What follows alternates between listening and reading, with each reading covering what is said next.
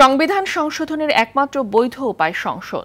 তবে এমন কোনো উপায়ে সংবিধান সংশোধন করা ঠিক না যাতে তা পরে প্রশ্নবিদ্ধ হয় বলে মন্তব্য করেন বিএনপি স্থায়ী কমিটির সদস্য সালাউদ্দিন আহমেদ।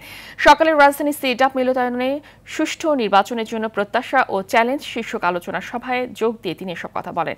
সালাউদ্দিন আরও বলেন, প্রকৃতভাবে স্বাধীন নির্বাচন কমিশন, স্বাধীন বিচার বিভাগ, তত্ত্বাবধায়ক সরকার ও মুক্ত গণমাধ্যম প্রতিষ্ঠা হলে এই চারটি হবে সুষ্ঠু নির্বাচনের রক্ষা কবচ। বৈষম্যহীন রাষ্ট্র প্রতিষ্ঠা বিএনপির প্রতিশ্রুতি বলেও জানান সালাউদ্দিন আহমেদ।